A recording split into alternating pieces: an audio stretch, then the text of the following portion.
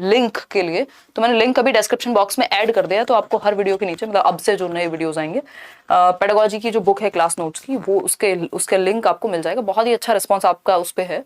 मैंने तो कल ही टीम से बात हुई तो पता लगा कि बहुत बहुत प्यारा सा रिस्पॉन्स है, और वो काम की भी है बुक, मतलब प्रॉपर आपको सारे नोट्स एक जगह मिल जाते हैं 200-250 में। तो एक बार उसको पढ़िएगा। और बिल्कुल, तो डिस्क्रिप्शन में लिंक मिल जाएगा, मैंने टेलीग्राम पे भी शेयर कर दिया था जिन लोगों को उसका लिंक नहीं मिल रहा था, क्योंकि मैं भूल जाती हूँ, ये सारी बातें मुझे याद रखनी पड़ती हैं आप लोगों को बताने के लिए कि क्लास में, क्योंकि इन्फॉर्म नहीं करेंगे तो पता नहीं लगेगा। आ जाओ फटाफट से, कैसी चल रही है तैयारी ये बता दो। एग्जाम जब आएगा आएगा, बट तैयारी अच्छी चलती रहनी चाहिए, क्योंकि वो कंपटीशन हम तभी बीट कर पाएंगे जब हमारी कंसिस्टेंसी से तैयारी होगी। ठीक है, क्वेश्चन नंबर 1 देखिएगा एक बार। क्वेश्चन नंबर 1 देखिएगा, proximodistal principle is illustrated in which of the following examples. यानी जो अधोगामी कह लीजिए सिद्धांत निम्नलिखित में से किसका उदाहरण से दर्शाया गया है। ठीक है, ये हिंदी में इसको इग्नोर कर देना, अधोगामी कह सकते हैं, वैसे मुझे इस बात पे डाउट है। एक मिनट रुकिएगा, मैं चेक कर लेती हूँ, क्योंकि ये लोग ना हिंदी इंग्लिश में गड़बड़ कर देते हैं आजकल, ये पेपर वाले गड़बड़ करते हैं, हम लोग नहीं।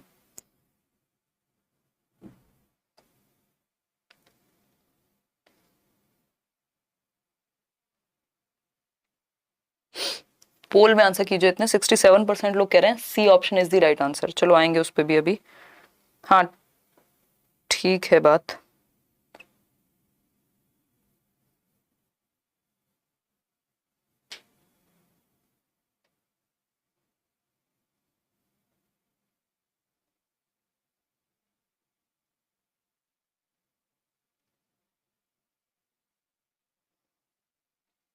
चले आगे बढ़े। 71% लोग सी ही दे रहे हैं आंसर, जो कि सही भी है।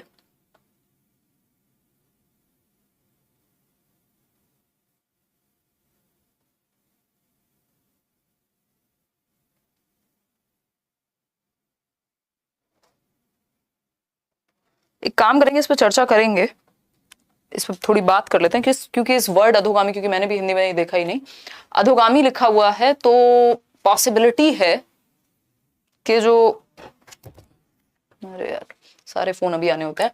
देखिए प्रॉक्सिमो डिस्टल की अगर हम बात कर रहे हैं, प्रॉक्सिमो डिस्टल प्रिंसिपल होता है सेंटर टू पेरिफेरी जाना, नियर टू फार जाना, है ना। पहले आपका कंट्रोल टॉर्सो पे आएगा, फिर बाहर की तरफ कंट्रोल जाएगा। ठीक, अगर हम बात करते हैं तो ये कह रहे हैं कौन सा एक एग्जाम्पल इलस्ट्रेटेड है, या कौन सा एक एग्जाम्पल है प्रॉक्सिमो डिस्टल का अधोगामी का।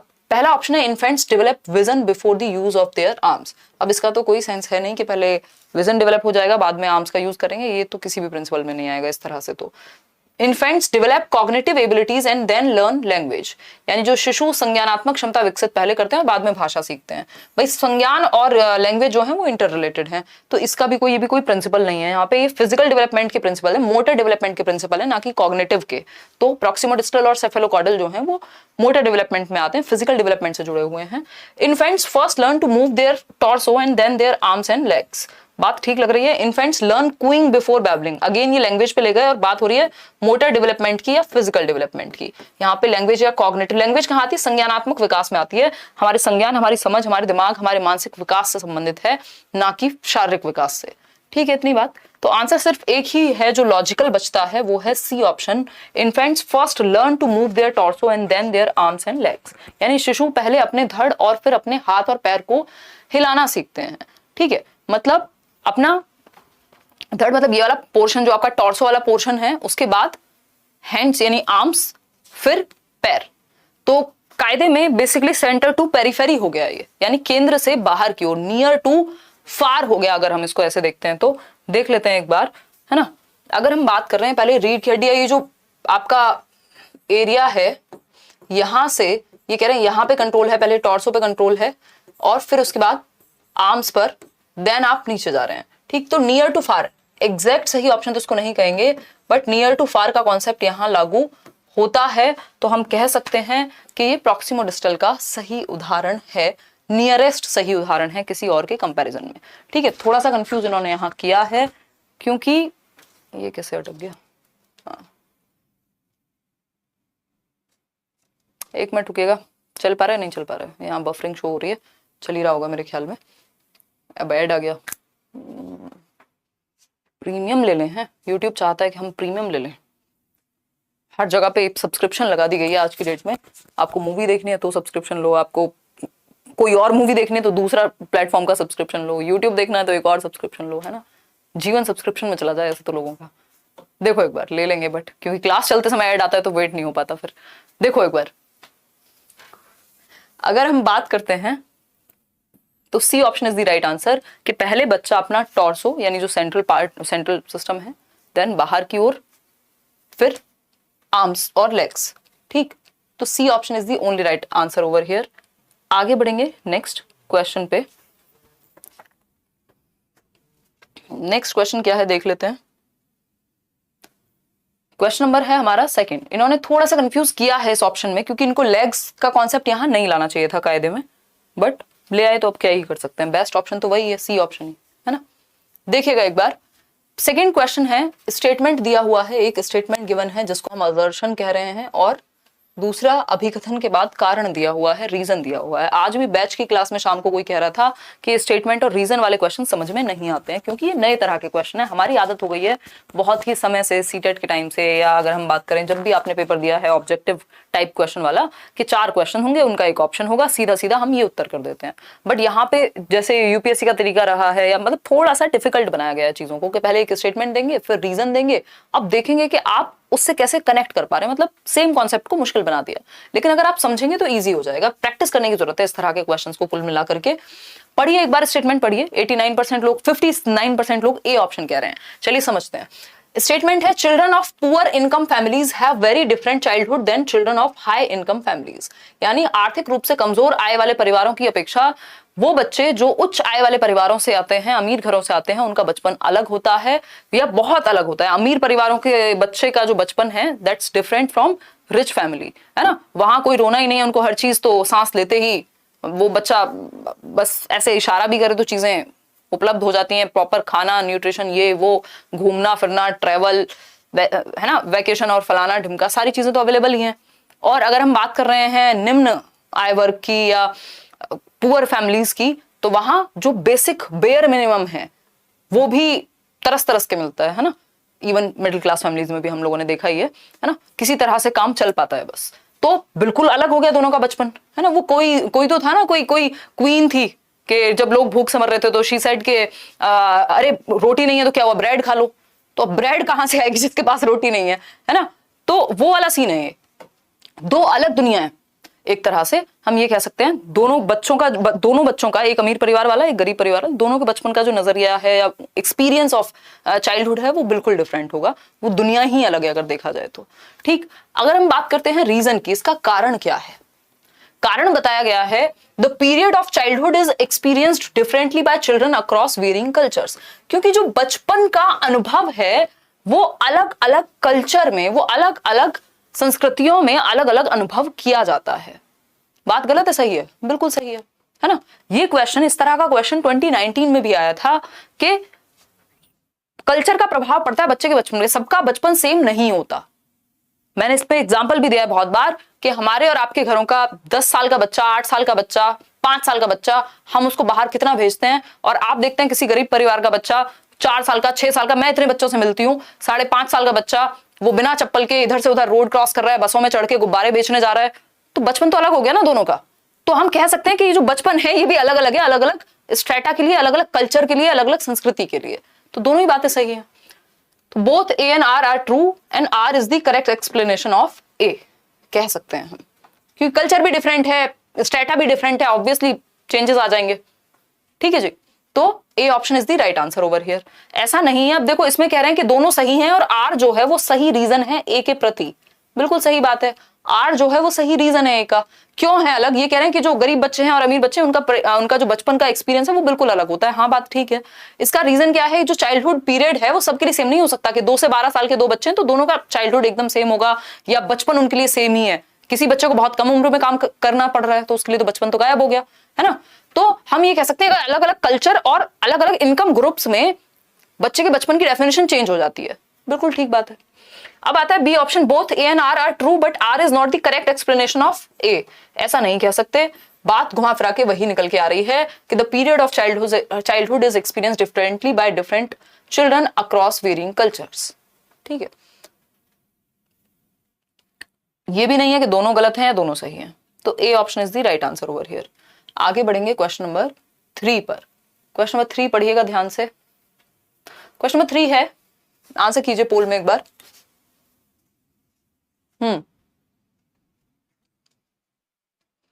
देखिए देखिए, आप इतने पतले कैसे हो? स्वीटू दहिया, पढ़ाई पे ध्यान दे लो, क्या रखा है इन बातों में है? पतली नहीं हूं मैं, हुआ करती थी, अब ऐसा आपको लगता है, मुझे नहीं लगता। देखिए एक बार, बट हाँ बहुत जल्दी कोई स्पोर्ट ज्वाइन करूंगी, क्योंकि जिम के सपने तो अभी छोड़ दिए हैं, तबीयत अच्छी नहीं है। देखो एक बार क्वेश्चन नंबर 23 देखो, 28% कह रहे हैं डी ऑप्शन है सही। चलो आते हैं, इंप्रूव्ड एथलेटिक एबिलिटीज, यानी जो एथलेटिक क्षमताएं हैं, जो शारीरिक क्षमताएं हैं वो बढ़ जाती हैं, इंप्रूव हो जाती हैं। Participation in games with rules, बच्चा गेम्स में रूल्स के साथ पार्टिसिपेट करना शुरू कर देता है। लॉजिकल थॉट प्रोसेसेस, यानी तर्क का इस्तेमाल करने लगेगा, किसी चीज को समझने के लिए लॉजिक का इस्तेमाल करने लगेगा। That are centred around concrete experiences, यानी मूर्त चीजों के प्रति, मूर्त मतलब जिनको टच और फील किया जा सके। Are hallmarks of which period of development. कितने गलत जवाब देते हो? 38% कह रहे हैं डी, 34% कह रहे हैं सी। कैसे करके मानोगे भाई? Middle childhood is the right answer. 8 से 13 या 8 से 12 आप इसको कह सकते हो। एक तरह से ये जो आपका लेटर चाइल्डहुड है उसी का रिप्लेसमेंट है, क्योंकि लेटर चाइल्डहुड ऑप्शन में दिया नहीं है। तो जब लेटर चाइल्डहुड ऑप्शन में ना हो तो समझ जाओ मिडिल चाइल्डहुड को ही लेटर चाइल्डहुड की तरह ट्रीट करना है। ठीक है, तो यहाँ पे एडोलेसेंस इसलिए नहीं होगा ना, देखो कॉन्क्रीट की बात हो रही है, कॉन्क्रीट एक्सपीरियंसेस के प्रति। लॉजिकल थॉट, एब्स्ट्रैक्ट की भी बात नहीं हो रही। गेम्स में पार्टिसिपेट करेगा, एथलेटिक एबिलिटीज, मैंने आपको डेवलपमेंट के चैप्टर में भी, कल परसों भी अगर हम बात कर रहे हैं, बैचेस में भी डिस्कस कर रहे थे, ये बात मैंने बहुत बार की है। इन्फेंसी में शारीरिक विकास तेज होता है, अर्ली चाइल्डहुड में भी शारीरिक विकास यानी फिजिकल डेवलपमेंट तेजी से, उसकी हाइट, वेट सब कुछ बढ़ेगा। और अगर हम बात करते हैं लेटर चाइल्डहुड की, तो फिजिकल डेवलपमेंट मतलब हो सकता है आपको बच्चे की हाइट बहुत तेजी से बढ़ती हुई ना दिख रही हो, बट उसके अंदर मोटर डेवलपमेंट, जो गतिक विकास है, जो एथलेटिक एबिलिटीज हैं, जो शारीरिक क्षमता है कि दौड़ना, भागना, प्रिसीजन, एक्यूरेसी, ये सब ज्यादा बेटर आ जाएगा। ठीक है, तो middle childhood is the right answer. ये 2 से 6 अर्ली चाइल्डहुड नहीं होगा, क्योंकि लॉजिक तो यहाँ आता ही नहीं है। इन्फेंसी तो जन्म से 2 है, तो यहाँ पे तो ऐसा कुछ हो ही नहीं पाएगा। मिडिल चाइल्डहुड सही उत्तर है इसका, ना कि एडोलेसेंस। अब कुछ बातें समझ लेते हैं फटाफट से। देखो एक बार, अगर हम बात कर रहे हैं किसकी? इन्फेंसी की। इन्फेंसी क्या है? ये स्टेजेस ऑफ डेवलपमेंट है। अगर आपने प्लेलिस्ट देखी है यूट्यूब पे भी, जन्म से 2 वर्ष शारीरिक विकास बहुत तेजी से होगा, physical rapid physical growth and development, यानी बहुत तेजी से शारीरिक वृद्धि और विकास होगा। Rapid physical growth and development. ठीक है जी, बात रैपिड होगा। इसके बाद अर्ली चाइल्डहुड में भी सेम चीज रहेगी। अर्ली चाइल्डहुड में भी रैपिड ही होता है, लेकिन इन्फेंसी से कम हो जाएगा, है ना। शरीर की जो अर्ली चाइल्डहुड यानी पूर्व बाल्यावस्था, इन्फेंसी को कहते हैं शैशवावस्था। ठीक है, 2 से 6 वर्ष कह लीजिए आप इसको, यहाँ पे भी रैपिड होगा। लेकिन लेटर चाइल्डहुड जैसे ही आता है, जिसको हम यहाँ पे मिडिल चाइल्डहुड से भी डिनोट कर रहे हैं, यानी उत्तर बाल्यावस्था, 6 से 12 वर्ष की उम्र, इस दौरान ये कंपैरेटिवली डाउन हो जाएगी। किसकी? शारीरिक वृद्धि और विकास कंपैरेटिवली डाउन हो जाता है। मोटर डेवलपमेंट तेजी से होता है, यानी बच्चे का जो वो स्पाइरल डेवलपमेंट होता है ना, आगे पीछे। अब उसकी हाइट तो चलो बढ़ गई, वो हाथ पैरों में जान भी तो चाहिए, उसमें वो तेजी भी तो चाहिए, तो वो जंप अच्छे से करेगा। उसका मोटर डेवलपमेंट यानी गतिक विकास अच्छा होगा। तो यहाँ फिजिकल डेवलपमेंट डाउन जाएगा, लेकिन अगर हम बात करें तो मोटर डेवलपमेंट अप होगा, यानी एथलेटिक क्षमताएं बेहतर होंगी बच्चे की। कूदना, फिरना, उछलना, दौड़ना, भागना, ये सब अच्छे से कर पाएगा। उसके अंदर गति जो है वो बेहतर हो रही है। ठीक, आगे बढ़ेंगे नेक्स्ट क्वेश्चन पे। नेक्स्ट क्वेश्चन देखेंगे फटाफट से। अगर हम बात करते हैं क्वेश्चन नंबर 4 की, पढ़िएगा एक बार, आसान सवाल है। तो क्वेश्चन नंबर 4 है, which of the following are secondary agencies of socialisation. गौड़ सामाजिकरण के कारक पूछे हैं हमसे, सेकेंडरी और प्राइमरी। सेकेंडरी कौन है?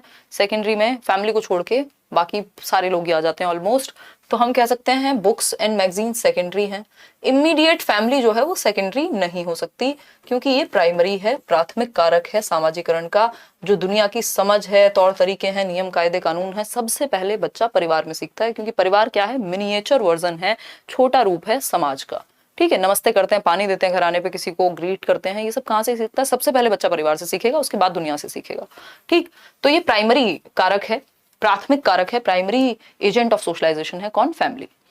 मीडिया की अगर हम बात करें, बुक्स एंड मैगजीन्स, मीडिया भी सेकेंडरी है, स्कूल भी सेकेंडरी है, तो हम कह सकते हैं फर्स्ट, थर्ड और फोर्थ। फर्स्ट, थर्ड और फोर्थ, ये है आपका सही उत्तर। ठीक है, क्यों? क्योंकि सेकंड फैमिली नहीं इंक्लूड होगा किसमें, जो कि 76% लोग सही उत्तर दे भी रहे हैं। तो इजी सा क्वेश्चन है ये, तो आगे बढ़ जाते हैं। क्वेश्चन नंबर 5 देखिए, अकॉर्डिंग टू, पढ़िएगा एक बार, अकॉर्डिंग टू पियाजे, यानी पियाजे के अनुसार, the unfolding of biological changes that are genetically programmed is called, यानी कि पियाजे के अनुसार आनुवांशिक रूप से क्रमादेशित जैविक परिवर्तन, यानी जो आपकी बायोलॉजिकली जेनेटिकली प्रोग्राम्ड हैं, जैसे कंप्यूटर में प्रोग्रामिंग होती है ना, कोडिंग करते हैं लोग, उस तरह से आपकी बायोलॉजी में, आपके जेनेटिक्स में, आपका जो डीएनए है, जीन्स हैं, चीजें कोडेड हैं, जो टाइम के साथ अनफोल्ड होती हैं, है ना। टाइम के साथ आप बोलने लगते हैं, एज के साथ जैसे आप बड़े होते हैं, आप में क्षमता आने लगती है, आपके शरीर में जान आने लगती है, जबकि हाथ पैर तो पहले से भी थे, है ना। ठीक, प्यूबर्टी आती है तो और कुछ नई क्षमताएं आती हैं। ऐसा तो नहीं है कि वो ट्रेनिंग देके पहले आ जाएंगी, टाइम के साथ अनफोल्ड होंगी। आपके कोडेड हैं आपकी बायोलॉजी में, लेकिन टाइम के साथ अनफोल्ड होंगी। जब समय आएगा, जब मैच्योरिटी आएगी, तब हम कहेंगे कि डिकोड हो गई। तो maturation is the right word. ये हेरिडेटरी होती है, जेनेटिक होती है, हाईली हेरिडेटरी, कि समय के साथ होने वाली जो अनफोल्डिंग है कैरेक्टरिस्टिक्स की, जो क्षमताएं आप में समय के साथ आती हैं, उनको मैच्योरेशन कह रहे हैं हम यहाँ पे। क्लियर है बात? कोई दिक्कत परेशानी, दर्द, समस्या इस बात को समझने में नहीं होनी चाहिए। सोशल ट्रांसमिशन जो है वो बायोलॉजिकल चेंजेस से नहीं है संबंधित, ये दोनों भी नहीं है। तो C option is the right answer. पियाजे ने 4 फैक्टर्स बताए भी हैं, उन्हीं में से एक फैक्टर है मैच्योरिटी। याद आ रहा होगा, MESE बताएगा कोई फटाफट से, MESE क्या है? MESE, ये 4 फैक्टर्स हैं पियाजे के, ये स्टेजेस नहीं है, स्टेजेस से पहले फैक्टर्स आते हैं एक तरह से, अगर हम समझने की कोशिश करेंगे तो मैच्योरेशन हम कह सकते हैं, जिसको जेनेटिक्स से या हेरिडिटी से जोड़ सकते हैं हम यहाँ पे, हेरिडिटी के उन्होंने जीन्स को महत्व दिया है, जीन पियाजे ने। फिर आता है इक्विलिब्रेशन,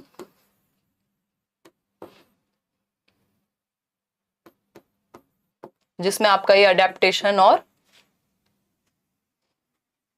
ऑर्गेनाइजेशन होता है। अडेप्टेशन के अंदर एसिमिलेशन एंड एकोमोडेशन आएगा। फिर आता है सोशल एक्सपीरियंस, इसको भी उन्होंने महत्व दिया है, कई लोगों को लगता है कि बिल्कुल नहीं दिया महत्व, but he gave importance to सामाजिक अनुभव, बट बहुत ज्यादा नहीं। फिर क्या आएगा आपका, याद आ रहा है कुछ? एक्सपीरियंस, जिसको हम एक्टिविटी कह सकते हैं, कि बच्चा एक्टिविटी करके सीखेगा। अनुभव कह सकते हैं इसको, हिंदी वाले परेशान ना हो, ये बेसिक अंग्रेजी है जो आपको किसी भी पेपर में जिसका सामना करना ही पड़ेगा। तो इतना तो हमको अपने आप को समझाना ही आना चाहिए। ठीक है, वैसे भी आजकल पेपर्स में जो स्थिति है, हाँ, मैच्योरेशन, इक्विलिब्रियम, इक्विलिब्रेशन, संतुलन कहते हैं जिसको, सोशल एक्सपीरियंस, सामाजिक अनुभव, और एक्सपीरियंस या फिर एक्टिविटी, ये 4 फैक्टर्स हैं जिसको किसने दिया है? पियाजे ने। ये 4 फैक्टर्स हैं जो बच्चे के संज्ञानात्मक विकास में सहायक होंगे, 4 फैक्टर्स बाय जीन पियाजे, है ना। प्याज खाते थे पियाजे, बहुत ही गंदा पीजे है, ऐसी बातें करते हैं जो लोग, बेसिकली स्विस साइकोलॉजिस्ट थे। आगे बढ़ेंगे, साइकोलॉजिस्ट, फिलोसोफर, इन्होंने बहुत सारे काम किए हैं। आगे बढ़ते हैं नेक्स्ट क्वेश्चन की तरफ। क्वेश्चन नंबर 6 देखिएगा। क्वेश्चन नंबर 6 पढ़िए, जवाब दीजिए, समझिए, समझाइए, है ना। हंसो मत यार, ऐसे गंदे गंदे पीजे पे भी हंसते हो, फिर तभी तो मेरा कॉन्फिडेंस बढ़ जाता है। आप लोग हंस लेते हो, अब मैं कहीं नॉर्मल दुनिया जमाने में अपने दोस्तों में ऐसे जोक्स क्रैक करूंगी तो वो मेरे को इतनी गंदी नजर से देखते हैं जिसकी हद नहीं है। और टीचर्स का सेंस ऑफ ह्यूमर कई बार बहुत खराब भी हो जाता है, क्योंकि बच्चे तो किसी भी बात पे हंस लेते हैं। देखो एक बार, अगर हम बात करें, ये फर्स्ट ईयर और सेकंड ईयर वाले लोग हैं, जो बड़े हो चुके हैं उनको नहीं आती हंसी। देखो एक बार, choose the correctly matched pair of, correctly matched pair आपको चूज करना है। एक तरफ दिए हैं स्टेजेस यानी चरण, और दूसरी तरफ उससे संबंधित विशेषताएं प्याजे के द्वारा कौन सी स्टेज में क्या होता है, कौन सी बात सही है, वो आपको पहचाननी है। 48% लोग जो है सी उत्तर दे रहे हैं। अगर हम बात करें पहले ऑप्शन की, तो सेंसरी मोटर स्टेज में ये कह रहे हैं जन्म से 2 वर्ष में होती है सेंसरी मोटर स्टेज। प्याजे की स्टेजेस SPCF से याद रखेंगे। Sensory motor, pre operational, concrete operational और फॉर्मल ऑपरेशनल। ठीक है जी। प्री ऑपरेशनल है 2 से 7 वर्ष। Development of object permanence, but ये तो सेंसरी मोटर में ही हो जाता है। और एंगेजमेंट इन मेंटल मैनिपुलेशंस, ये तो भाई मुश्किल बात हो गई। अभी से कहाँ, अभी तो बच्चा इन सब चीजों में नहीं पढ़ने वाला, इतना उसका मेंटल डेवलपमेंट नहीं हुआ होता कि वो मेंटली मैनिपुलेट करने लग जाए, लॉजिक का यूज करने लग जाए। कॉन्क्रीट ऑपरेशनल यानी कैपेबल, ये भी एक तरह से अगर आएगा तो ये आएगा आपका 2 से 7 में प्री ऑपरेशनल में, कि वो बेसिक चीजों पे टेढ़ी मेढ़ी रीजनिंग लगाने लग जाएगा। ठीक है, आगे बढ़ेंगे। आगे बढ़ेंगे। ऑप्शन नंबर 3 देखिए, concrete operational, capable of operations but not abstraction, यानी अमूर्त चीजों पे वो नहीं ऑपरेट कर पाएगा। बट ऑपरेशन का मतलब है लॉजिक उसमें आ जाता है, बट अमूर्त चीजों के लिए नहीं, कॉन्क्रीट चीजों के लिए। बात तो बिल्कुल सही लग रही है जो आप लोग दे रहे हैं उत्तर। फिर आता है 8th option, formal operation, enable to mentally resolve actions, नहीं यहाँ पे तो वो कर लेगा एब्स्ट्रैक्ट चीजों को भी सॉल्व। तो C option is the right answer, बाकी सारे हैं गड़बड़। आगे बढ़ेंगे क्वेश्चन नंबर 7 पे।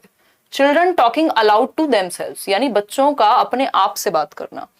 देखिएगा आप, बच्चों का अपने आप से बात करना, टॉकिंग अलाउड टू देमसेल्व्स, यानी खुद से जोर जोर से बोल के बातें कर रहे हैं। याद आ रहा है कुछ? Private speech, ego centric speech, याद आ रहा है? हाँ, ईद मुबारक मोहम्मद शराफत, आपको भी। कौन है ये व्यक्ति? 1 मिनट रुको भाई, ये फोन क्यों बजता है आखिर? मुझे कल से ऑफ करना पड़ेगा। देखो एक बार, तुम्हें नहीं कह रही। सीटेट का एग्जाम अपने टाइम पर होगा ना मैम? पीयूष, लग नहीं रहा कि जुलाई में लेंगे, हो सकता है दिसंबर या अगस्त में, जनरली होता नहीं है वो, बहुत ही ऑड टाइम हो जाएगा, या तो जुलाई में होता है या दिसंबर में होता है एग्जाम। ये देखो पिंकी कह रही है विवेक भैया आप हर यूट्यूब चैनल पे कमेंट करते मिल जाते हो। हैं विवेक भैया, कुछ काम कर लिया करो। है? देखो एक बार, अब तो मैं बहुत कम कमेंट्स पढ़ पाती हूँ, जो बाद में होते हैं कमेंट्स वही पढ़ती हूँ। हाँ देखो कितने दुखी हैं, कई लोग बातों में ही लगे हुए हैं। कितने बजे से पढ़ाती हो आप? मैं 9:30 बजे रात को। और बताओ, नेक्स्ट सीटेट नोबडी नोज। चलिए आ जाइए, वो कमेंट मिस हो गया, मुझे लगा कोई काम का कमेंट था। आ जाइए फटाफट से, लाइक शेयर कर दिया करो यार, खुशी खुशी। 4000 लोग देख रहे हैं, 2000 लोगों ने लाइक किया, क्या 50% लोगों को पसंद आता है सेशन? सिर्फ देखने आते हो हैं? देखिए एक बार, talking aloud to themselves is an indication of their egocentrism, यानी खुद से बात करना क्या है बच्चा? सेल्फ सेंटर्ड है, ईगो सेंट्रिक है, ये है। ये कौन कहते हैं? तो प्याजे कह रहे हैं। Helps them to regulate their thinking, बच्चों को अपनी थिंकिंग को रेगुलेट करने में, मैनेज करने में, उनको दिशा देने में मदद करता है, हाँ कह सकते हैं। Hinders their psychological and language development, बच्चों के मनोवैज्ञानिक और भाषा विकास को हिंडर करता है, नहीं हिंडर तो ये चीज नहीं करेगी, रुकावट नहीं बनेगी, हेल्प करता है खुद से बात करना। Is an identifier of severe behavioural problems, ऐसा भी नहीं है कि अगर आप खुद से ही बात कर रहे हैं तो आप कुछ पगला गए हैं, वैसा नहीं है ना? वैसे ये शब्द आजकल हम यूज करते नहीं है साइकोलॉजी में।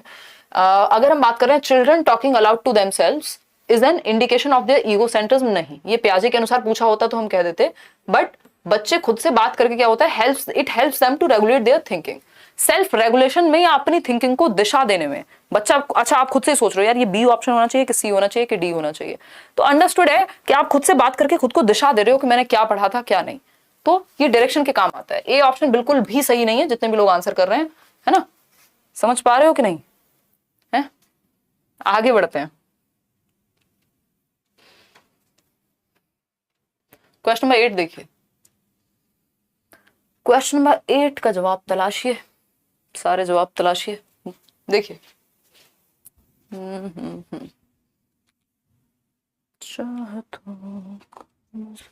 एक मिनट रुको यार, मेरी दीदी आई है, इतने आंसर दो।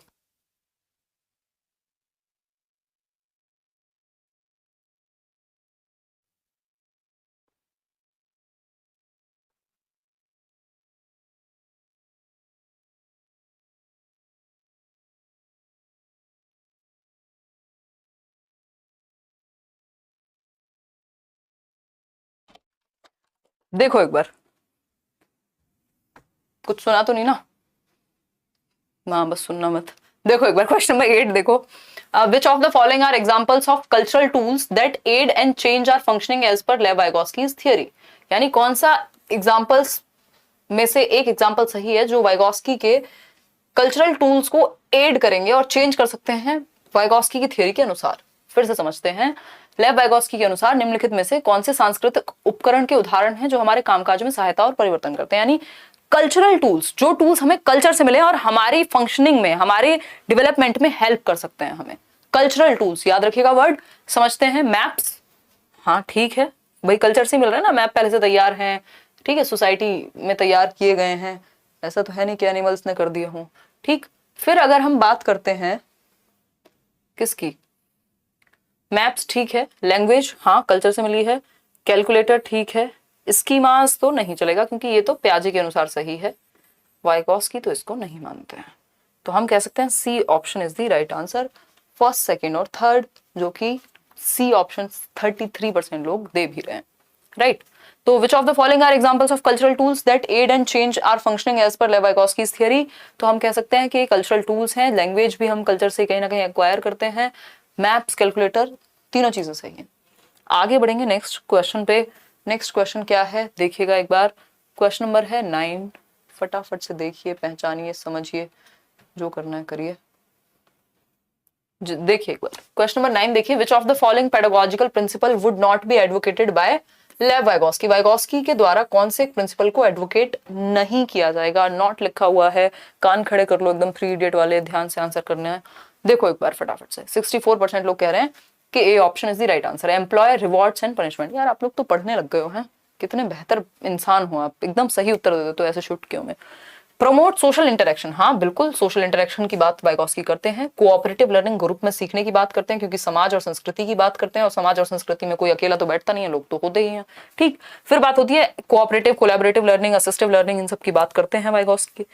Encourage children to use cultural tools, again बिल्कुल सही बात है। सोसाइटी, कल्चर, लैंग्वेज, इन तीनों चीजों को बेहद महत्वपूर्ण मानते हैं लेव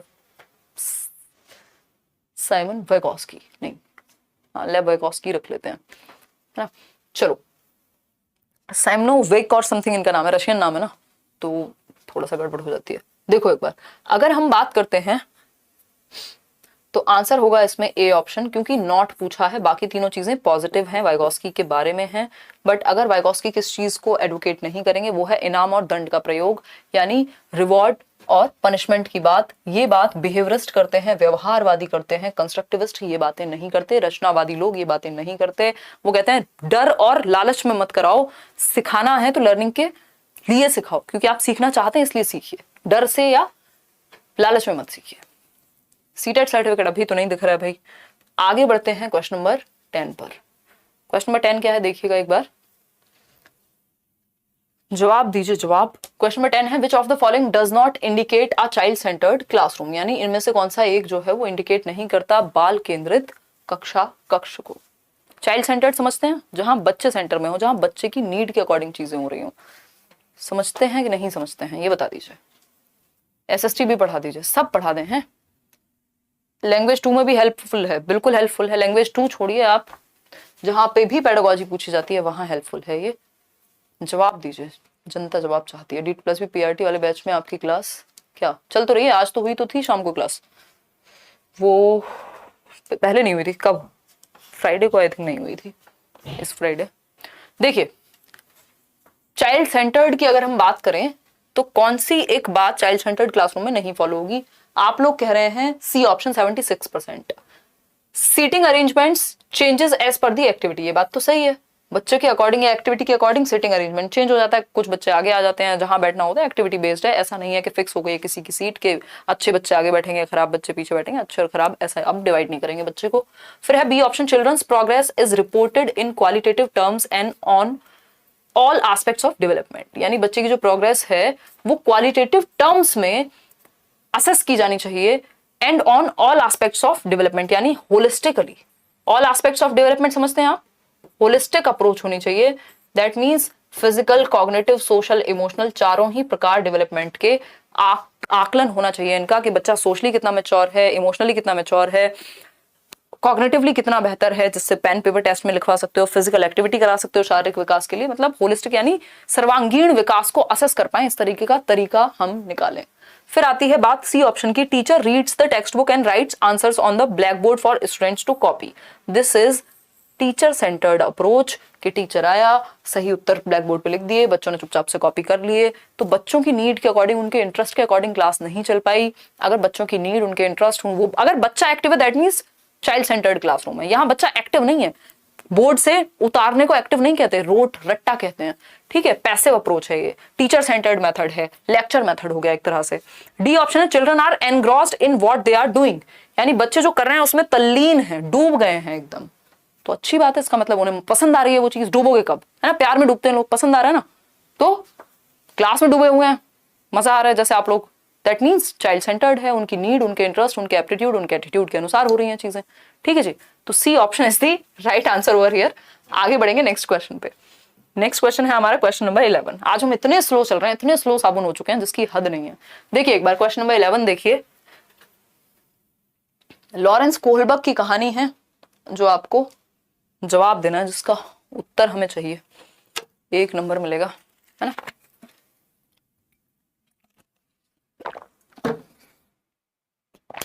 कुछ लोगों को तुरंत समझ में आ जाता है, एग्जाम्पल जैसे ही प्यार की, ब्रेकअप की, दिल टूटने की, जुड़ने की बातें कर दो, हमारे टीम मेंबर्स को भी।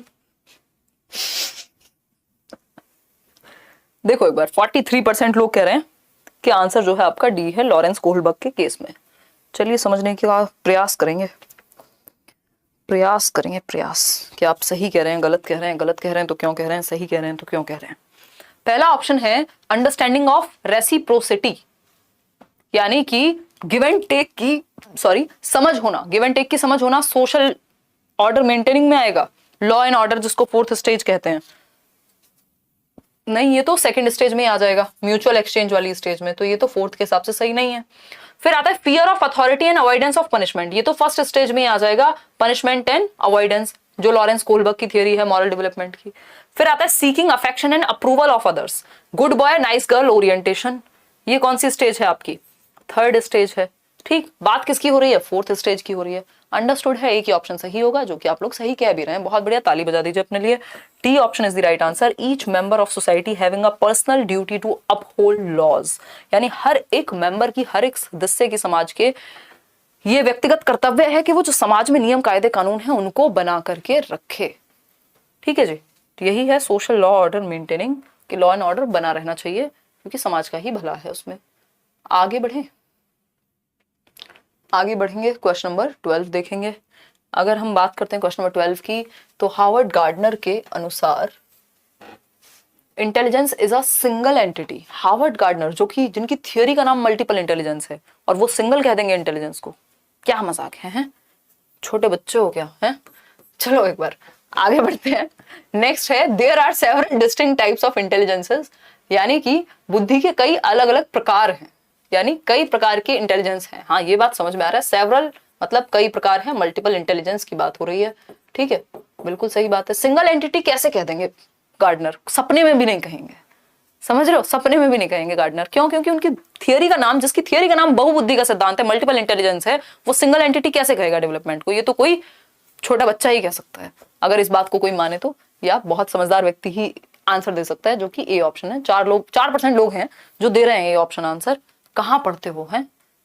पुराने जमाने में लोग कहते थे स्कूल के पीछे पढ़ाई करते हैं, वही कर रहे हो आप लोग। फर्स्ट ऑप्शन सही नहीं हो सकता किसी भी स्थिति में। देखो एक बार फिर है आपका C option, intellectual traits can be classified along 3 dimensions, operations, contents and products. PCO से याद कराया हुआ है, आपको याद आ रहा हो तो निमोनिक बताया है। जेपी गिलफर्ड की थियरी है 3 डायमेंशनल थियरी, जिसमें एक तरफ होता है प्रोडक्ट, दूसरी तरफ होता है कंटेंट, तीसरी तरफ होता है ऑपरेशन, ठीक है। 3D थियरी ऑफ इंटेलिजेंस कहते हैं उसको, ठीक, 3D थियरी ऑफ इंटेलिजेंस कहते हैं उसको। याद आया कुछ? इंटेलिजेंस वैसे मैंने यूट्यूब पे भी कहीं ना कहीं तो कराया होगा किसी न किसी पुराने सेशन में भी। Three dimensional theory of intelligence, SOI model कहते हैं, structure of intelligence, 3D model of intelligence, जिसमें एक तरफ होता है प्रोडक्ट, एक तरफ होता है प्रोडक्ट, दूसरी तरफ होते हैं ऑपरेशंस, ऑपरेशंस प्रक्रियाएं कहेंगे जिनको हम, इसको उत्पाद कह देंगे, और फिर होगा कंटेंट यानी सामग्री। ठीक, पीसीओ से याद रखना होता है, ये पीसीओ 3 डायमेंशंस हैं इंटेलिजेंस की। कौन है ये व्यक्ति? ये व्यक्ति हैं Joy Paul Gilford, JP Gilford, और ये वही व्यक्ति हैं जिन्होंने किसकी बात की है? याद आ रहा है कुछ? याद आ रहा है कुछ? डाइवर्जेंट थिंकिंग, कन्वर्जेंट थिंकिंग, याद आ रहे हैं? जेपी गिलफर्ड वही सेम व्यक्ति हैं ये, है ना। इन्होंने डाइवर्जेंट थिंकिंग, डाइवर्जेंट यानी अपसारी चिंतन हर पेपर में आता है, कन्वर्जेंट थिंकिंग हर एक पेपर में आएगा। ठीक है, इन्होंने डाइवर्जेंट थिंकिंग को जोड़ा किससे? क्रिएटिविटी से, रचनात्मकता से, और कन्वर्जेंट थिंकिंग को इंटेलिजेंस से जोड़ा। ठीक है, डाइवर्जेंट थिंकिंग अपसारी सोच जिसको रचनात्मकता से जोड़ा गया जॉय पॉल गिलफर्ड के द्वारा, और कन्वर्जेंट थिंकिंग को इंटेलिजेंस से। इतनी बात अगर हम याद रख पाए तो नंबर तो कई मिल जाएंगे, है ना। चलें आगे, आप बहुत अच्छा पढ़ाते हो, आंसू आ जाते हैं मेरे, ये मैं सुनती हूँ ना सिद्धांत, मैं रोना शुरू कर देती हूँ, इसलिए मैं ये पढ़ती नहीं हूँ। इतनी ओवर एक्टिंग हो चुकी है ना आज के लिए, जिसकी हद नहीं है ना। आगे बढ़ेंगे, आगे बढ़ते हैं। तो ये तो जेपी गिलफर्ड की थियरी हो गई, तो वैसे सही नहीं है। सिंगल एंटिटी हो नहीं सकती, ये वैसे सही नहीं है। Intelligence consist of a general factor and some specific factor, यानी G+S फैक्टर, जो कि चार्ल्स स्पीयरमैन कहते हैं कि 2 फैक्टर इंटेलिजेंस होती है। 1905 में चार्ल्स स्पीयरमैन की जो है ये थियरी आई थी, जो कि गलत है यहाँ पे। तो हार्वर्ड गार्डनर की मल्टीपल इंटेलिजेंस है, जो कहते हैं कि several kinds of intelligence are there, जो कि सिर्फ बी ऑप्शन में बात हुई है। 8 प्रकार की बुद्धि की बात करते हैं कि कोई हो सकता है गार्डनिंग में, यानी नेचुरल इंटेलिजेंस किसी में अच्छी हो, किसी में लोगों को समझने की इंटेलिजेंस अच्छी हो, किसी में खुद को समझने की इंटेलिजेंस अच्छी हो, कोई साइंस में अच्छा हो, कोई ग्राफिक्स में अच्छा हो, है ना। ये कौन कहते हैं? गार्डनर कहते हैं। आगे बढ़ेंगे क्वेश्चन नंबर 13 पर। बहुत ही प्यारा सा क्वेश्चन, जवाब दीजिएगा। कौन है ये व्यक्ति जो कह रहा है बैच में क्यों नहीं हंसती, बहुत सीरियस रहती हो? यार अंतिम आजकल मैं सीरियस ही हूं। अब मैं क्या समस्या बताऊं आपको? समस्या भी कुछ नहीं है ना, फेस चल रहा है अजीब सा थोड़ा, हंसने की कोशिश कर रही हूँ आजकल मैं। बैच में भी हंसती हूँ, ऐसा नहीं है, कम हंसती हूँ, है ना। देखो एक बार, जोशी डिंपल कह रहे हैं रिपीटेड मैम प्लीज, हिंदी और इंग्लिश कैसे प्रिपरेशन करें, टेल मी। ये सारा बताया हुआ है, सारा बताया हुआ है। एक बार सीटेट की कोई भी वीडियो देख लो, किस एग्जाम के लिए पूछ रहे हो कमेंट्स में बता देना, मैं वीडियो अलग से बना दूंगी। पहले सीडी भी समझ नहीं आती थी, अब आ रही है अनन्या, बहुत बढ़िया। हंसेंगे अंतिम, हंसेंगे कल से बैच में, सिर्फ हंसेंगे, पढ़ाई छोड़ देंगे। कल से जो भी क्लास होगी बैच में, उसमें सिर्फ हंसेंगे। देखो एक बार, अगर हम बात करें use of gender neutral language, मतलब जेंडर न्यूट्रल लैंग्वेज की अगर हम बात कर रहे हैं, use of gender neutral language and discussing gender as a social construct rather than being biologically determined would, यानी जेंडर तटस्थ भाषा का प्रयोग व जेंडर के एक सामाजिक संरचना होने पर चर्चा करना। यानी जेंडर जो है वो ऐसा नहीं है कि बायोलॉजिकली डिटरमिन्ड है कि अगर आपका जो सेक्स है वो फीमेल है और मेल है आप, तो कुछ काम आपके साथ जुड़ के पैदा हुए थे, है ना। कि जब लड़कियां पैदा होती हैं तो उनके साथ एक चिट होती है साथ में, जिसमें लिखा होता है झाड़ू लगाएंगी, खाना बनाएंगी, ये करेंगी, वो करेंगे, ऐसा कुछ नहीं होता। मतलब ये बायोलॉजी से जुड़ा हुआ नहीं है। जो जेंडर है उसको हमने समाज में बनाया है, सामाजिक कंस्ट्रक्ट है। ठीक, तो ये चीज जेंडर न्यूट्रल, हमेशा याद रखिएगा ये वर्ड, जहां पे भी न्यूट्रल लगा हो दैट मीन्स किसी भी तरफ झुका हुआ नहीं है। न्यूट्रल आप अपनी गाड़ी में या बाइक में देखते हैं गियर होता है, किसी भी गियर में नहीं है, दैट मीन्स न्यूट्रल है, दैट मीन्स जीरो मान लीजिए, किसी भी तरफ झुका हुआ नहीं है, बायस नहीं है, बीच में है, कहीं बैलेंस में है, तटस्थ, न्यूट्रल। ठीक, तो जेंडर न्यूट्रल की अगर हम बात करें, जेंडर न्यूट्रल लैंग्वेज की, and discussing gender as a social construct, के जो जेंडर है, जो लिंग है, वो हमने समाज में बनाया है rather than being biologically determined. ऐसा नहीं है कि बायोलॉजिकली हमें पहले से कुछ रोल्स मिल गए थे, रोल्स हमने समाज में दिए। बायोलॉजी में डिफरेंस है, महिलाएं बच्चों को जन्म दे सकती हैं, पुरुष नहीं दे सकते हैं, उनका अपना डिफरेंट रोल है, ये बायोलॉजी है, ये सेक्स है। जेंडर क्या है? जो हमने समाज में बनाया है। तो इस चीज का डिस्कशन अगर क्लासरूम में होगा कि सामाजिक संरचना है जेंडर, ऐसा नहीं है कि कोई काम लड़कियों के लिए बना है, लड़कों के लिए ही बना है, कोई भी कर सकता है, इस तरह की चीजें हैं। जेंडर न्यूट्रल लैंग्वेज कि मतलब अगर हम ये कहेंगे कि कैमरा मैन की जगह अगर हम कैमरा पर्सन यूज करते हैं, दैट मींस वो जेंडर न्यूट्रल लैंग्वेज है कि आपको किसी के काम के साथ उसके जेंडर को दर्शाने की जरूरत नहीं है। काम इंपॉर्टेंट है, व्यक्ति कौन है नहीं है वहां पे महत्वपूर्ण। कि आप कैमरा मैन कहें, कैमरा मैन कहेंगे दैट मींस दिमाग में सिग्नल क्या जाएगा सोसाइटी में कि कैमरा की जो जॉब है वो मैन की ही है। तो कैमरा पर्सन कहेंगे, आप चेयरमैन की जगह चेयर पर्सन कहेंगे, जिससे जेंडर न्यूट्रल हो जाए चीजें, किसी भी तरफ आपकी भाषा से झुकाव ना लगे जेंडर में। तो अगर हम बात करें, आप लोग कह रहे हैं D option 50% answers, promote gender discrimination. इससे जेंडर डिस्क्रिमिनेशन कहां प्रमोट हो रहा है? यहां तो आपने हटा ही दिया, जेंडर न्यूट्रल लैंग्वेज से जेंडर डिस्क्रिमिनेशन कैसे होगा? ठीक है, फिर आती है बात रीइंफोर्स जेंडर बायस, यानी जेंडर बायस को बढ़ावा मिलेगा, पक्षपात को नहीं। ऐसी तो बात नहीं हो रही कि लड़कों को दबाना है या लड़कियों को दबाना है, न्यूट्रल रहना है। फिर आती है बात एनकरेज जेंडर कंफॉर्मिटी। कंफॉर्मिटी होता है अनुपालन करना, कि अच्छा समाज में ऐसा है तो ऐसा ही करेंगे, है ना? ठीक, आगे बढ़ते हैं। Challenge gender stereotyping. Challenge gender stereotyping यानी लिंग रूढ़िबद्धता को चुनौती मिलेगी, कि जो मान लिया गया है कि ऐसा ही होगा, वो उस चीज को चुनौती मिलेगी, है ना? जेंडर कंफॉर्मिटी क्या है? कि अगर मान लीजिए एक धारणा है कि भाई लड़की की शादी होगी तो नाम तो चेंज करना ही है, हस्बैंड का नाम लगाएगा ही लगाना ही लगाना है, ये हुई कंफॉर्मिटी कि हाँ बिल्कुल लगाना है, लगाऊंगी ही मैं, तो ये तो ड्यूटी है, चाहे इच्छा हो कि नहीं हो, है ना? चॉइस नहीं बची। तो कंफॉर्मिटी इज कि आपने पालन कर लिया, हाँ ठीक है ना? तो ये हुई कंफॉर्मिटी। कंफॉर्मिटी अच्छी चीज नहीं है, अगेन आपने लॉजिक खो दिया, है ना? तो D option is the right answer, challenge gender stereotyping. इससे क्या होगा? जेंडर स्टीरियोटाइपिंग को चुनौती मिलेगी और बच्चों के दिमाग में, नई जनरेशन के दिमाग में बैलेंस क्रिएट होगा, है ना? ऐसी ऐसी स्थिति है, कभी जेंडर पढ़ेंगे किसी और क्लास में तो मैं बताऊंगी। मतलब एजुकेशन के नाम पे हमने लिटरेसी फैलाई हुई है सिर्फ। दुख होता है कई बार, ऐसे ऐसे लोगों से बात होती है जो ब्रिलियंट हैं, अगर हम आईक्यू के लेवल पे बात करें, बहुत अच्छा कर रहे हैं जीवन में, है ना? और उनकी जो जेंडर को लेके समझ है या अलग अलग जेंडर को लेके समझ है बहुत भयंकर खराब है। तो बेसिकली ये डिस्कशन से जाएगा। जो स्टीरियोटाइपिंग को चैलेंज कर पाएंगे हम, वो क्लासरूम में डिस्कशन या घर में डिस्कशन जब तक नहीं होंगे तब तक ठीक नहीं होंगी चीजें। आगे बढ़ेंगे, 13th का D option is the right answer. Question number 14 देखिए, dash should be followed by the teacher to facilitate learning of children from diverse backgrounds. यानी विविध पृष्ठभूमि के बच्चों को सीखने की सुविधा के लिए शिक्षक द्वारा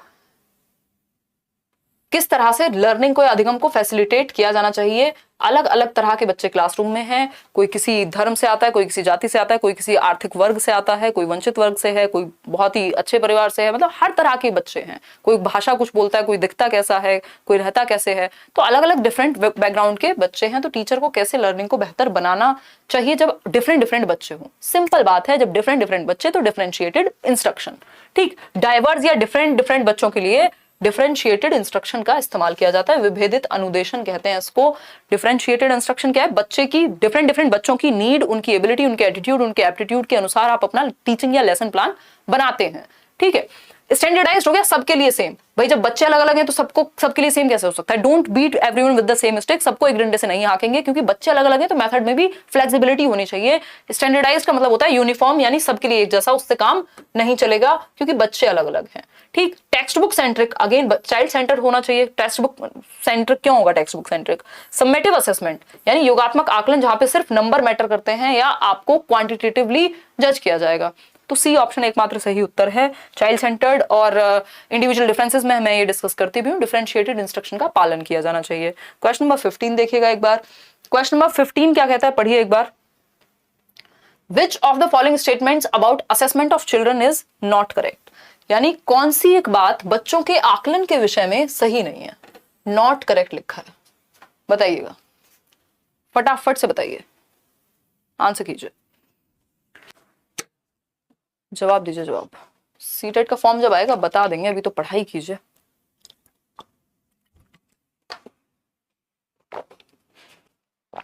कोई कह रहा है मैडम आपकी कोई बुक है क्या? कोई नहीं, कम से कम भी तो आज की डेट में कितनी बुक्स होंगी? ये पेडागोजी क्लास नोट्स तो अभी आई है, उससे पहले एक वो थी, उसके अलावा 2 3 4 5 6 किताबें तो हैं ही कम से कम भी, नहीं तो, है ना? और अगर वैसे देखें तो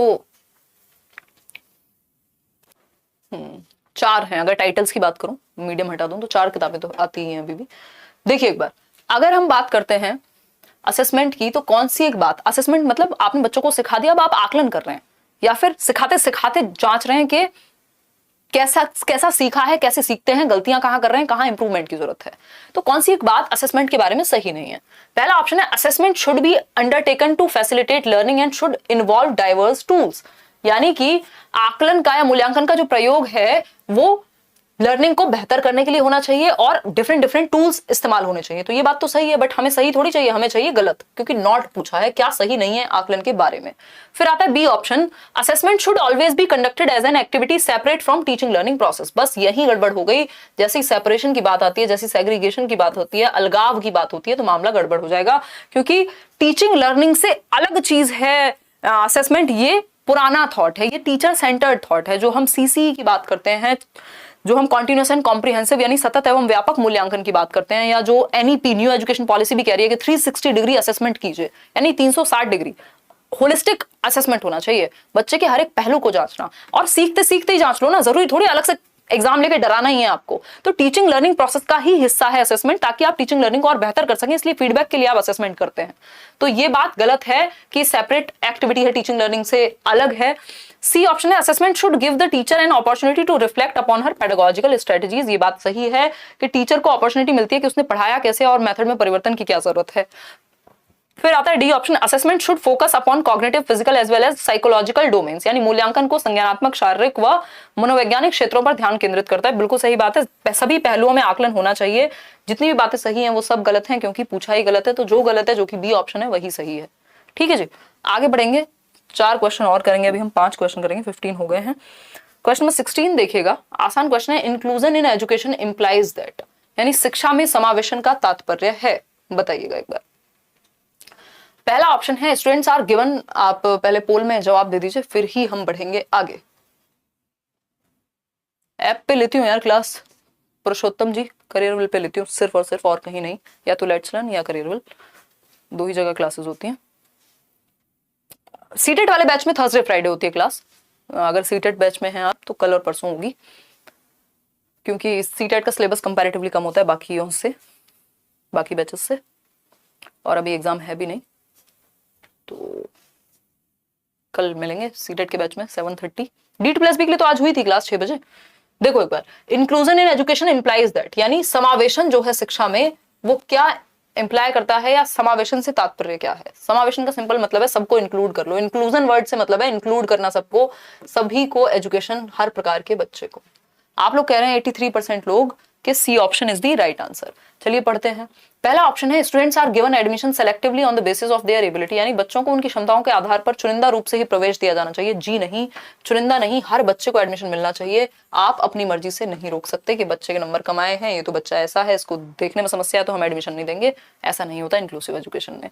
students make adjustments as per the demands of school, यानी बच्चे जो हैं वो एडजस्टमेंट कर लेते हैं स्कूल की डिमांड के अनुसार। जी नहीं, स्कूल को बच्चे की डिमांड के अनुसार एडजस्टमेंट करना है, क्योंकि स्कूल बच्चे के लिए है, बच्चा स्कूल के लिए नहीं है। ठीक, मतलब सिस्टम जो है वो बच्चे के लिए बनाया गया है, तो सिस्टम में परिवर्तन बच्चे के अनुसार होना चाहिए। चाइल्ड सेंटर्ड एजुकेशन की बात करते हैं हम। फिर आती है सी ऑप्शन, आता है आपका, all students study in same school irrespective of their differences. ये बात बिल्कुल सही है कि हर बच्चा पढ़ पाए, बजाय कि उनके अंदर कितनी भी विभिन्नताएं हैं, व्यक्तिगत विभिन्नताओं के बावजूद भी अंडर द सेम रूफ एक ही स्कूल में हर तरह का बच्चा पढ़ पाए। बस टीचर अपने मेथड में और अपने प्रणाली में चेंजेस आए, सिस्टम में चेंजेस आए। ठीक, students with disabilities study separately in special schools. जी नहीं, स्पेशल स्कूल नहीं, इंक्लूसिव स्कूल होना चाहिए। स्पेशल स्कूल क्या होता है, ब्लाइंड स्कूल है, जिनको देखने में समस्या है वो सब उस स्कूल में जाएंगे, जिनको सुनने में समस्या है वो उस स्कूल में जाएंगे। ऐसा यहाँ नहीं होगा, यहाँ पे सारे बच्चे एक साथ सीखेंगे। ठीक है, तो C option is the right answer. आगे बढ़ेंगे क्वेश्चन नंबर 17 पर। Which of the following disability cause challenges in reading and comprehending the written material? यानी कौन सी एक डिसेबिलिटी है, कौन सी एक अक्षमता है जो चैलेंज क्रिएट करती है पढ़ने में और कॉम्प्रिहेंडिंग यानी समझने में। पढ़ने में और समझने में कौन सी एक डिसेबिलिटी प्रॉब्लम क्रिएट करती है। जहां बात पढ़ने और समझने की आ गई, दैट मीन्स सिंपल आंसर क्या होगा, डिसलेक्सिया। कैलकुलेशन की या मैथ्स की बात होती तो डिसकैलकुलिया हो जाता। ठीक है, हियरिंग इम्पेयरमेंट, यहाँ पे सुनने की तो कोई बात ही नहीं हो रही, पढ़ने की और समझने की बात हो रही है। लोकोमोटर डिसेबिलिटी होती है, चलने फिरने में, जॉइंट्स में दिक्कत, तो डिसलेक्सिया यहाँ पे पठन वैफल्य यानी पढ़ने में विफलता को पठन वैफल्य कह रहे हैं, वैकल्य कह रहे हैं, जो कि डिसलेक्सिया है। तारे जमीन पर वाले ईशान अवस्थी को याद कीजिए, है ना। अब जो बच्चा पढ़ेगा गलत वो लिखेगा भी गलत, तो कई बार डिसलेक्सिया वालों को डिसग्राफिया जैसी समस्या भी सामने आती है। क्वेश्चन नंबर 18 देखिएगा एक बार। Which of the following will hinder inclusion of learners from disadvantaged and deprived groups? यानी कौन सा एक ऑप्शन है जो हिंडर करेगा यानी रुकावट बनेगा ऐसे बच्चों को इंक्लूड करने में, उनके समावेशन में जो वंचित समूह वर्ग से हैं या फिर जिनको प्रॉपर एडवांटेज नहीं मिला, जो किसी भी वजह से हाशिए पर हैं, यानी वंचित समूह वर्ग से हैं, या तो उनको सोशली अलग थलग रखा गया है या फिर एक जगह से दूसरी जगह मूव करते रहते हैं, उतनी अपॉर्चुनिटीज नहीं मिली है, रोजगार के अवसर नहीं मिले हैं, कई लोग उनको मतलब समाज या आर्थिक रूप से, सामाजिक और आर्थिक रूप से किसी भी तरह से वंचित हैं। तो ऐसे बच्चों को इंक्लूड करने का कौन सा एक ऐसे बच्चों को इंक्लूड करने में क्या चीज समस्या बनेगी, हिंडर करेगा, है ना, वंचित समूहों के शिक्षार्थियों को शामिल करने में बाधा क्या उत्पन्न करेगा? Flexible curriculum. भाई जो करिकुलम फ्लेक्सिबल है वो तो हर बच्चे को कर लेगा इंक्लूड, तो ये बाधा थोड़ी बनेगा, ये हिंडर थोड़ी करेगा। ठीक है। डी कॉन्टेक्चुअलाइज्ड कंटेंट, ये बात तो सही है, अगर कॉन्टेक्स्ट में नहीं पढ़ा रहे हो, अगर संदर्भ से नहीं जोड़ रहे हो, बच्चे की लाइफ से नहीं जोड़ रहे हो, तब दिक्कत होगी। तो प्रासंगिक नहीं है सामग्री, अगर बच्चे के, अगर वो जो एग्जाम्पल है आप रिलेट नहीं कर पा रहे हैं, तो कहां से इंक्लूड होगा बच्चा, उसको समझ में ही नहीं आएगा क्लासरूम में बैठ करके। फिर है बात लर्नर सेंटर्ड पेडागोजी, ये तो हमेशा अच्छी होती है, लेकिन हमें तो बाधा पूछा है हमसे, तो कॉम्प्रिहेंसिव इवैल्यूएशन होता है ऑल एस्पेक्ट्स में, यानी हर एक पक्ष में आप बच्चे का आकलन कर पाओ। ठीक, सारी बातें पॉजिटिव हैं, सिर्फ डी कॉन्टेक्चुअलाइज्ड, मैंने आपको लास्ट टाइम भी कहा था, ये प्रासंगिक होता तो ये ऑपोजिट हो जाता। डी का मतलब हो गया कि कॉन्टेक्स्ट में नहीं पढ़ाना। ठीक, तो सही उत्तर है बी ऑप्शन, क्योंकि नेगेटिव पूछा है हमसे, हिंड्रेंस पूछा है, रुकावट पूछा है। क्वेश्चन नंबर 19 देखिएगा एक बार। क्वेश्चन नंबर 19 है use of diverse pedagogical strategies by the teachers will help in inclusion of, यानी जो डाइवर्स पेडागोजिकल नीड्स है, यानी डिफरेंट पेडागोजिकल नीड्स है, पेडागोजिकल मतलब मेथड में परिवर्तन की जरूरत है, कौन सी एक स्ट्रेटेजी जो है डिफरेंट बच्चों को डील करने के लिए टीचर को अपनानी चाहिए इंक्लूसिव एजुकेशन में, बताइए एक बार। पहला ऑप्शन है स्टूडेंट्स विद स्पीच इंपेयरमेंट, मतलब कि स्पीच इंपेयरमेंट है, बोलने में दिक्कत है बच्चे को, उस तरह के बच्चे को शामिल करें। स्टूडेंट्स विद विजुअल इंपेयरमेंट, जिनको देखने में समस्या है, उनको शामिल करें, उनके लिए स्ट्रेटजीज डेवलप की जाए। बच्चे जो कि गिफ्टेड हैं, जो जल्दी से समझ लेते हैं किसी चीज को, तो उनके लिए भी स्ट्रेटजी होनी चाहिए, ताकि वो, उनके लिए कुछ चैलेंजिंग टास्क हों, ताकि वो बोरियत महसूस ना करें। फिर आता है डी ऑप्शन, क्रिएटिव स्टूडेंट्स, यानी प्रतिभाशाली रचनात्मक बच्चे, कुछ नया सोचते हैं जो, यानी हर प्रकार का बच्चा आ गया, और आपका इंक्लूजन का मतलब ही है all types of learners should be included in under the same roof.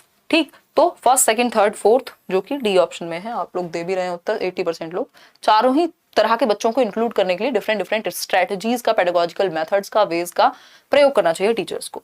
आगे बढ़ेंगे नेक्स्ट क्वेश्चन पे। क्वेश्चन है question number 20th, Which of the following is a correctly matched pair of appropriate accommodation strategy for inclusion of students with the specified disability? यानी किसी एक बच्चे को अगर कोई स्पेसिफिक डिसेबिलिटी है, कोई विशिष्ट दिव्यांगता है अगर, तो कौन सा एक मेथड करेक्टली मैच्ड है, मतलब एक तरफ एक डिसेबिलिटी लिखी है, उससे एक रिलेटेड वेयर लिखा है कि इस डिसेबिलिटी को डील करने का ये तरीका है, तो आपको मैच करना है पेयर को। डिस्ग्राफिया वाले बच्चे को आप क्या करेंगे, कंपलसरी राइटिंग दे देंगे, जिसको लिखने में समस्या है उसे लिखने का ही काम देंगे, तो उल्टा नहीं हो गया, ये आप टॉर्चर कर देंगे बच्चे को, गलत तरीका है। डिसलेक्सिया जिसको पढ़ने में संबंधित है, उसको टेक्स्ट देंगे upper case and small letters में, नहीं है ना, उसको बड़े लेटर्स में तो दोगे, छोटे लेटर्स में क्यों दोगे, जिसको देखने या पढ़ने में पहले ही समस्या है। लोकोमोटर डिसेबिलिटी होती है चलने फिरने में समस्या। Provision of classes on ground floor, ये बात सही है कि जो दिव्यांग बच्चा है उसको भूतल पर कक्षाओं का प्रावधान होना चाहिए। भूतल मतलब अगर भाई आपको पता है कि किसी को समस्या है, जैसे मेरी मदर को घुटनों में काफी सालों से समस्या थी, अभी तो नी रिप्लेसमेंट हो गया, तो ह्यूमैनिटी के नाते क्या है कि भाई उनकी क्लासेस जो है वो फर्स्ट फ्लोर या सेकंड फ्लोर पे ना लगा करके ग्राउंड फ्लोर पे क्लासेस अरेंज हो जाए तो ज्यादा बेहतर है ना, पीरियड्स। तो ये क्या है बेसिकली, ये सही तरीका इंक्लूजन का। बेसिकली हम बच्चों पे ज्यादा ध्यान देते हैं ऑब्वियसली, तो लोकोमोटर डिसेबिलिटी यानी चलने फिरने में अगर किसी को समस्या है, तो कोई बच्चा है जो मान लीजिए बैसाखियां लेके आता है, या कोई बच्चा है जो व्हील चेयर पे आता है, तो बजाय कि उसको बहुत स्पेशली कहीं थर्ड फ्लोर पे क्लास दो, अगर स्कूल में रैंप नहीं है या फिर स्कूल में अगर लिफ्ट नहीं है, तो उस केस में ग्राउंड फ्लोर पे क्लासेस होंगी, तो बच्चे का इंक्लूजन बेहतर हो जाएगा, इजीली हो जाएगा। बात तो सही है। फिर भी पढ़ लेते हैं D option, visual impairment using sign language for communication, यानी कि संचार के लिए सांकेतिक भाषा का उपयोग करना। देखो विजुअल इंपेयरमेंट के लिए साइन लैंग्वेज यूज करोगे, मतलब जिसको देखने में समस्या है उसको ये कहोगे, इशारों में बुलाओगे आजा, है ना, कैसी सी बात है ये, बिल्कुल इलॉजिकल हो गई। साइन नहीं, टैक्टाइल लैंग्वेज का यूज किया जाता है, साइन का नहीं, है ना। जिसको देखने में समस्या है, जो देख ही नहीं पा रहा, उसको कहोगे इधर आ जा ऐसे मुंह बंद करके, तो खराब हो गया भाई। साइन लैंग्वेज वहां काम नहीं करेगी। साइन लैंग्वेज कहां काम करेगी, जिसको हियरिंग इंपेयरमेंट है, जिसको सुनने में समस्या है। तो सी ऑप्शन इज द